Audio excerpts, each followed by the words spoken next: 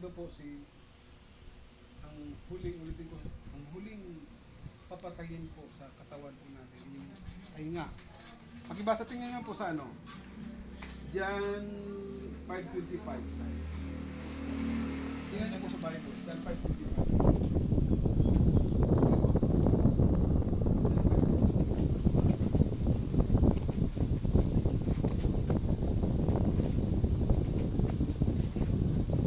John 5:25. Pakatandaan ninyo na darating ang oras at ngayon na nga na maririnig ng mga patay ang tinig ng anak ng Diyos at ang sino mang makinig sa kanya ay mabubuhay. So, diba, ang pananampalataya so, although naging man ang dating pero makakarinig ko kaluluwa pa kasi dito pala si Saraya. Diba? So, hindi ko sa Sara may chance mo kung marinig ko niya. Pag marinig ko niya sa kanya, pag sinusunod ko siya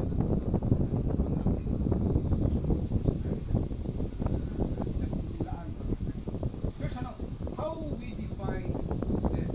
Paano natin may paliwanag? Ang kamatayan po is the end of life yan, di ba? Tapos ng buhay. Kasi po, lahat ng vitang organs will stop. Lahat ng vitang organs natin, itigil po yan, kagaya po ng baga, kagaya po ng puso, kagaya po ng isipan. Ang all senses tigil na po yan, bakit natigil? Kasi inalis na po ng Diyos yung kamay ng dito sa puso. Di ba nagbulag ka ba? Gumagano. Wala namang battery, wala namang luto. Yun pala, kamay pala ng Panginoon Diyos yan. Gumagano. Pag inalis na po yan, yun ho yung patay na ho ng tao. Di ba? At kasi po, ang isa pa, lahat po ng tao, all human being has a limited lifespan. Mayroong talagang limitado talaga ang buhay po natin. Wala pong mabubuhay dito habang panahon sa daigdig. Limitado. Pakibasa ho sa awit 90 verse 2. Awit 90 verse 2. Awit 90 verse 12. Dahil itong buhay namin maikli lang na panahon, itanim sa isip namin upang kami ay dumunong. Diba? So may limitado po yung sa pa, sa pag sinabi ng Panginoon Diyos, walang tao makaragdag ng isang oras sa buhay. Kaya nga, kahit saan man kagaling ng doktor, saan man mga gamot, sinabi ng Diyos, yan talagang buhay po natin. At ang dahilan po ng kamatayan, always kamatayan, karamdaman. Diba? Karamdaman, yung iba naman ang mamatay sa kritik. Diba? Sa patayan, na naman may namamatay naman sa underage na matanda. Kung mag-underage po, totoo po yan. Kasi yung ulang underage po ng pag-underage. 5, tumigil na talaga yung ano niya. Nakikita nila na witness nila, yung pagtigil na ng unti-unti ng naging violet na yung katawan niya, pag ganyan. Yung dugo pala, papunta, pero hindi na bumabalik. Next TV na lang. Yun pala sa ito yung responsive. So, and the spiritual biggest reason po mga kapatid is the soul, the spirit will separate from our body. Ang kaluluwa, ang espiritu, maghiwalay sa ating katawan. Palaging ang katawan po natin, skinny lang yan dito sa daigdig. Kasi baon yan. Hindi ba baon yan? Yan. Yung kaluluwa natin, sabi sa Roma, minsan lang namamatay ang tao. Pagkatapos, mabuhupo. Diba? So, ang spirit, matik yan. Babalik yan sa Diyos. And there are, at alam niyo po, mayroon pong mga istorya about sa kamatayan na kung saan magkaparihas po sa same aspect po, but similar in aspect. Kagaya ho, sa example po ang kamatayan, kagaya ho ng kalabaw sa baka. Diba? Ang kalabaw sa baka ho, nilalagyan po na yung niyubo. Hindi, diba? Was used to pull a cart or a plow. Nilalagyan ko yan yung fili para mag-araro. Kahuldi yan. Now, ang pagkatapos po ng araw ko, pag matapos yung trabaho niya, the master will disconnect the yoke attached on their leg to be removed. Diba? Paghapon na, tinatanggal na ho yung yugo sa kanilang liig. Kasi tapos na yung trabaho. Ganon din po yung ako. Pag tapos na ho yung trabaho natin dito, aalisin na ho yung nakakulit po sa atin sa Panginoon. Kagaya yun ng yung kamatayan, parang isampol po yan sa barko. Pag dumaong sa pier po, nakatali po yan. Diba? May tali palagi yan. Mayroong tali pa ganyan, headline, wristline, tapos astern line. Para hindi yan gumagano ng barko. Ngayon, pag natapos na mo yung paalis na mo yung barko, aalisan po yung tali. Diba? So, ganun din po yung kamatayan po. Ay naalis po yung tali at papunta na sa ibang direksyon. Now, that is also example at the untying a group ship from the port. Na ang kamatayan din po is para din pong inalis po yung tali ng tulda. Halimbawa, nagkakamping ka, alisin mo yung tali, dilipat sa tulda. Now, on verse 1 mga kapatid, saan yung verse 1? John 14, verse 1 to 6.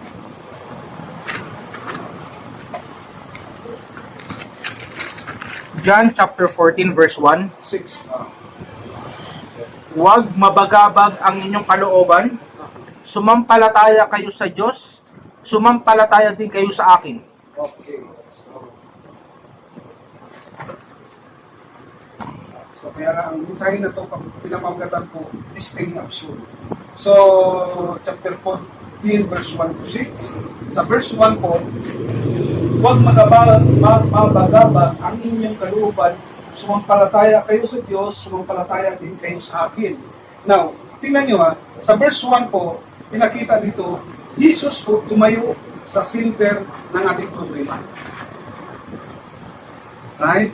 Which is going to encounter the death. Tumayo po ang Panginoong Diyos sa gitna ng ating napakalaki. It's going to encounter na kung saan encounter natin yung kamatayan. Now, He inspired us how to win. Pinakita dito kung paano natin manalo the last enemy. Kung ano yung panalo, ang pinakahuling kamatayan ng tao. Anong pinakahuling kamatayan ng tao?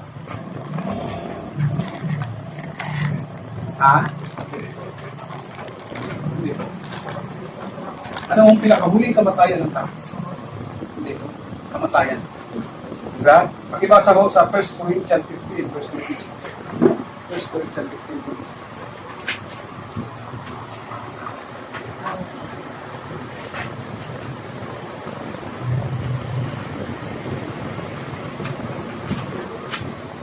First Corinthians chapter 15 verse 26. Ang kahuli-huli ang kaaway ng kanyang lulupigin ay ang kamatayan. Yan. So tingnan niyo ang pinakahuling kalaban ko natin sa kamatayan. Kaya nga sa itong John chapter John 14 verse 1, tumayo si Jesus sa harap natin problema. Problema na huwag magpagabag ang inyong kalooban. Sumampalataya kayo sa Diyos, sumampalataya din kayo sa akin. Right? The only faith to the Father through Jesus is the only solution. Ang solution pala sa pagharap ng kalaban natin, which is the death.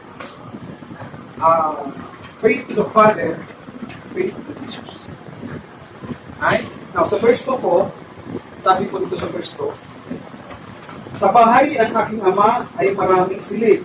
Kung hindi ito doon, sasabihin ko sa inyo pupunta ako roon ang pagpapagula kayo ng inyong matirahan. Sa verse 2 pinakita dito, the result if you have faith. pinakita dito, kung mayroon kang panampalataya, mayroon kang pupuntahan. Ano pupuntahan mo? Mansyon. Diba?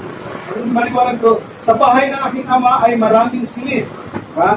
Kung hindi ba ito ang ito sasabihin ko sa inyo, pupunta ko roon upang ipaghanda ko kayo ng inyong matitirahan.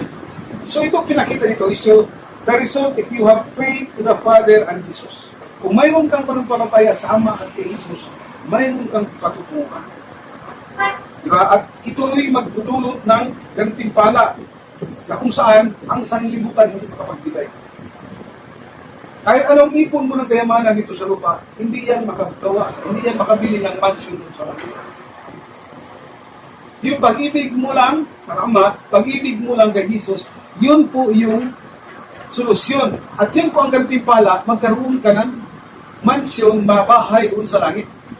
Ha? A reward if you successfully chosen to have house today. Ito po yung gantimpala kung magtatagumpay ka, choosing to have house today. Diba? Kung piliin mo na magkaroon ka ng bahay someday sa langit, choose mo yan. Ha? It's surely you have a reservation. Diba?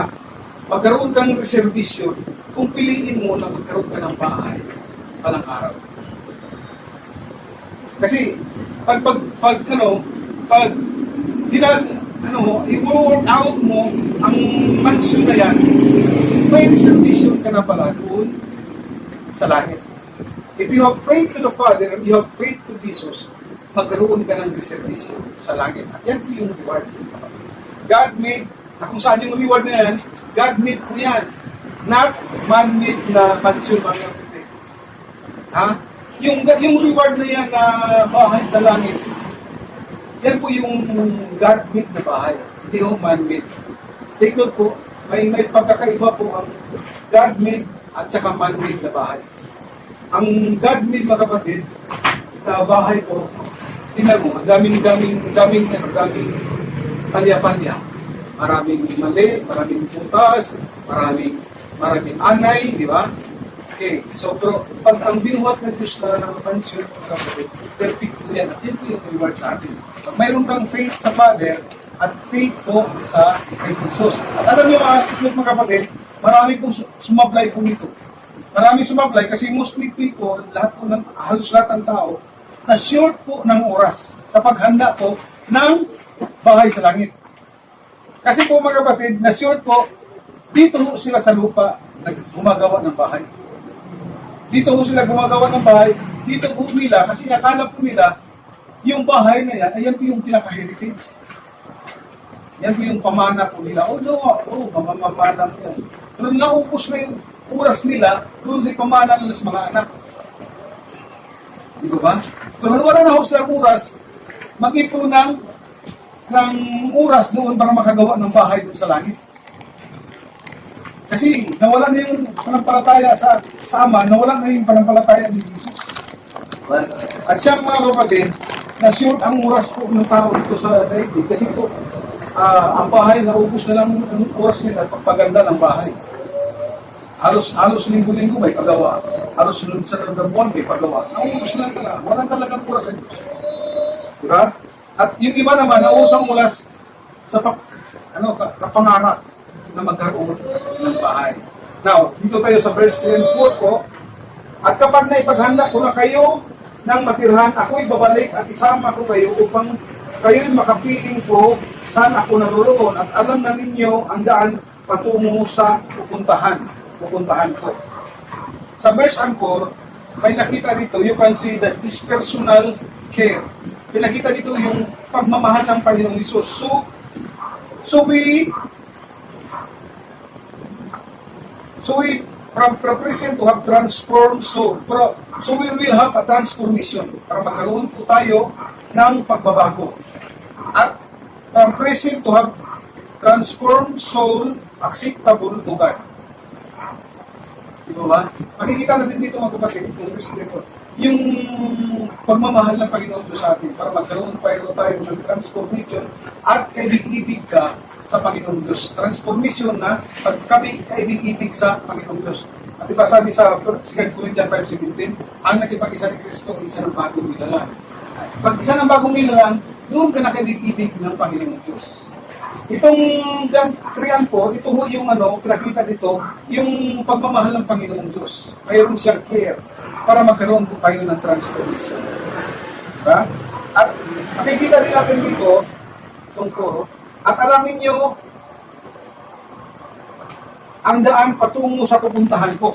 Pinakita dito, we can see His second coming is mission. Diba? At kung may paghanda, at kung naipaghanda ko na kayo, natitirahan, ako'y babalik at isama ko kayo. Ito ho yung second coming. Pinakita dito yung second coming niya. May ibig sabihin, mayroon talagang babalikan talaga tayo ng Panginoon. Hindi talaga tayo iwanan lang. Hindi na talaga tayo mabayaan lang. Pinakita dito, kung ano ho yung patutunguhan niya, yun din ang patutunguhan natin. Diba? Sabi dito, sama ko kayo upang kayo makapiling ko kung saan ako naroon. At alam na ninyo ang daan patungo sa pupuntahan ko. Pinakita dito sa ang personal ho na pagmamahal ng Panginoong Diyos, magkaroon ka ng transformation, pagbabago ho ng iyong pagkatao. Pagbabago para ikaw kailigig sa Panginoong Diyos. Hindi nga po pwede, yung lumang maxima ay dito sa langit. At Max, ano ko ba dati? Max, ano ka dati? Ano dati si Max? Wala pa yan? Wala ka. Diba? Di mo pwede yung dating Max. Ganun pa rin, pag matapos ang buhay niya, ay daralhin doon sa langit. Kaya binigyan siya ng transformation. Ginawa siyang sinilang siya muli. At pag nasilang muli, yan na kaibig-ibig siya ng Panginoong Diyos. Pinakita dito na siya babalik. Mayroon talaga siya babalikan. Ikaw, tayo na binago niya, babalikan ko tayo. At magkaroon tayong transformation, babalikan ko niya tayo. Hindi ko pwedeng iwanan ko tayo dito. Dito ba? Dadalhin ko niya at alam niya kung anong itinerary niya, doon, yun din kung itinerary, yun din pupunta na langit. Right? Now, sa verse 5 po, kasi po natin, sinabi sa kanya ni Tomas, Panginoon, hindi ko namin alam kung saan kayo pupunta. Paano namin malalaman ang daan? Pinakita dito, what Jesus is for life. Pinakita dito kung ano si Jesus sa buhay natin. He is the pinali, mga kapatid. Right?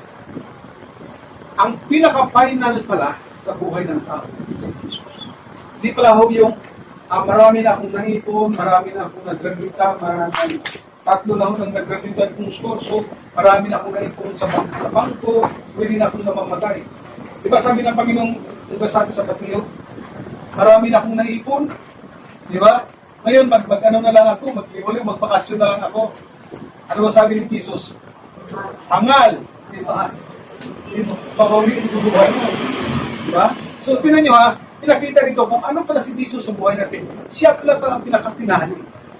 Means, to desire this, His desire vision must be also our desire vision. Kung ano mo yung vision ng Panginoong Jesus, ganoon din ho yung vision ko natin. Right? Nalala niyo po ba si Jesus, ano ho yung vision ko niya? Pinakita dito yung buhay pa siya. Ano ho yung pinakita ni Jesus vision? Yung buhay pa. Physical na nakikita ng mga tao. Ano ho yung nakikita nila? Ito.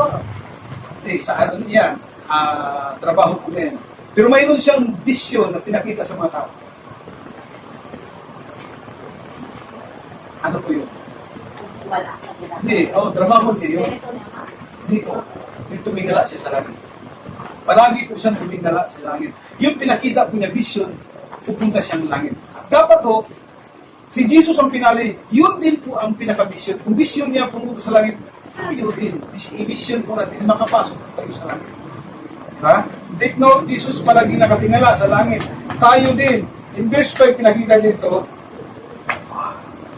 nobody can guide to second life except Jesus.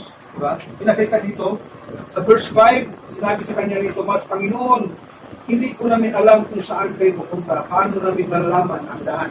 Pinakita dito, walang ibang daan po, walang ibang guide, kundi si Jesus po. Isip, wala pong kahit relihiyon, kahit na yung kayamanan mo, kahit yung karangalan mo, but relationship to Jesus. Yan po yung pinakagayad po natin dito sa langit.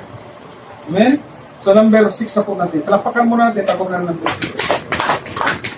So number 6 po, sabi ko dito, sumagot si Diyos, ako ang daan, ang katotohanan, ang buhay. Walang makakapunta sa Ama kundi sa pamagitan ko.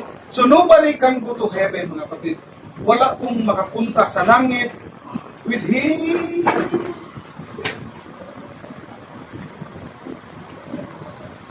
Okay. Walang makapunta sa langit, mga kapatid, sa sarili niyang destiny. Right? Walang makapunta sa sarili mong kalooban. Di ba? Walang makapunta sa langit sa sarili mong kagustuhan. It must be with His destiny. Dapat to, anong destiny ni Jesus, yan din po ang destiny po natin. Kung anong kalooban ni Jesus, ganun din po ang kalooban po natin. Ang the road po natin, kasi sabi dito, sinabi, sumagot si Jesus, ako ang daan, ang katotohanan at ang buhay. Walang makapunta sa Ama kundi sa pamagitan ko. So, ang pangalan pala ng kalsada na atong tatahakin para makapunta sa kanya, may pangalan. Anong pangalan? Anong pangalan? O sino sa lagi nyo? Ano? Ito sinasabi na nga, sumagot siya, ako ang daan. Ibig sabihin pa nga, the name of the road is Jesus pala. Jesus pala ang kalsada. Hindi Boulevard, Ross Boulevard. Ang pangalan pala ng kalsada, mga kapatid, si Jesus pala. Ang the driver pala, ang the driver of your heart is ang katotohanan. Ang tagapagmaniho pala sa iyong puso pala ay ang katotohanan. Di ba sabi dito, ako ang daan, ang katotohanan. Di ba? Ang katotohanan. So, pagpunta natin, habang tinatahak natin ang daan po, ang pangalan ni Jesus, mayroon palang driver. Ang driver po natin, yung katotohanan. Amen? At ang image of your soul, di ba? Ako ang buhay. Di ba? And the image of your soul, ready for the second life. At yung imahe po ng inyong kaluluwa, habang buhay ka, imahe ng inyong kaluluwa ay dapat po, handa ka sa pangalawang buhay. Not dead anymore. Hindi ho yung pagkatapos mong mamatay ka ulit. Bakit mamamatay ulit? Kasi mayroong second death. Di ba? Kaya nga, ang imahe ng iyong kaluluwa ay second life, handa ka sa second life. Hindi ho yung saan ka yung malapit ka na mamamatay, tsaka ka pa maghanda ng iyong buhay para sa pangalawang buhay. Dapat ngayon buhay ka pa, ihanda mo na po ang buhay mo. Handa mo na, makadaan ka dyan sa kalsada. Ano pangalan ng kalsada? Jesus Road pala. Kasi yung kalsada yan, hindi po pwede yung dadaan yan makalaman, makasanlibutan, makasarili. Di ba? Hindi po pwede na puno ka ng galit, mga kapatid. Kailangan dumadaan ka malinis. Kasi sabi ng Panginoon sa aklat ng pahayag, walang marumi na makapasok sa hinggaryan. Kailangan handa ka. Kailangan ipag-drive ka ng katotohanan. Dadalhin ka ng katotohanan. At yung imahe mo, habang buhay ka, handang makapasok sa kanyang kaharian. Amen po ba? Kaya iyan po ang destiny ng ating kaluluwa, mga kapatid. Amen? So, ulitin po natin na ang langit, mga kapatid, ay ano po yan, lugar po yan ng mga banal. So, ang ginawa ng Panginoong Diyos, pinabanal po tayo para kasi banal po siya. Di ba? So, inihanda po niya tayo para ho sa para ho sa pagdating sa panahon po, mga kapatid, handa po tayo. Hindi po sabihin na, Panginoon, wag muna, wag muna. Hindi pa po handa. Walang ganyanan po. Walang ganyanan. Na itakbo niyo po dun sa kailangan natin ng doktor, kailangan natin ng para ho sa doktor, di ba mayroon po buhay ng ako bahala sa pero mga kapatid, ang pagpasok sa langit, di po, out niya. Di ba? So, sabi dito, ay, nung nakarang Bernis pala, nagkaroon ako ng evangelism. Kunti lang po doon sa palengke. Kasi mayroon, yung gusto ko yung mangga na kulubot. Kasi yan dinanap ko palagi, yung mangga kulubot. Hindi ko, wala nang asim, matamis na matamis yan.